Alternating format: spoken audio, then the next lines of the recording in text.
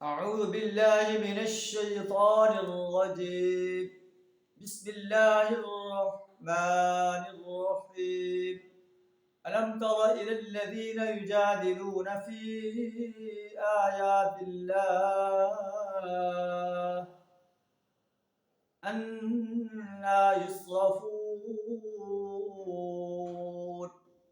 الذين كذبوا بالكتاب وبما أرسلنا به رسلنا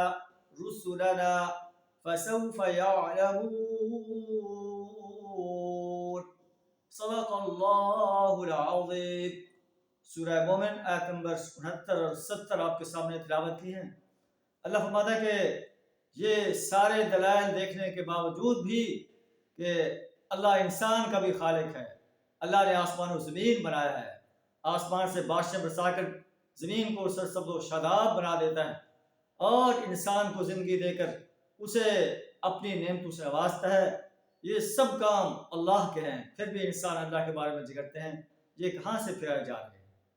یہ وہ لوگ ہیں جنہوں نے کتاب کی تکذیب کی، ہمارے رسولوں کی تکذیب کی. فسوف یعلمون، ان قریب جان لیں گے. جب توق ان کی گردنوں میں ہوں گے بس سلاسل اور زنجیریں جن سے پکڑ کر وہ کھولتے ہوئے پانی کی طرف کھینچے جائیں گے، اور پھر آگ کے اندر جو ہے داخل کر دیے جائیں گے، جھونک دیے جائیں گے. انہیں کہا دے گا اینما کنتم تشرکون من دون اللہ، کہاں ہیں وہ لوگ جنہیں تم اللہ کے سوا شریک ٹھہراتے تھے؟ یہ کہیں گے ضلوا عنا، ہم سے گم ہو گئے. بل لم نکن ندعو من قبل شیئا، بلکہ یہ شرک کا انکار کر دیں کہ ہم تو کسی کو نہیں پکارتے.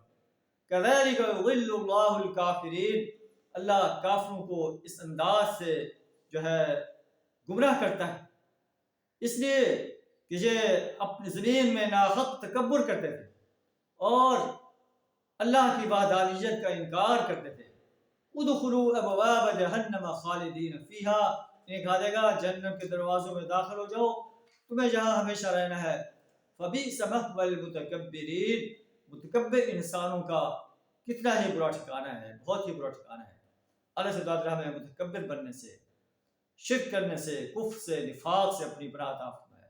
اپنا مسلم بندہ، فرمانبردار بندہ بننے کی توفیق عطا فرمائے. آخر دعوانا الحمدللہ رب العالمین.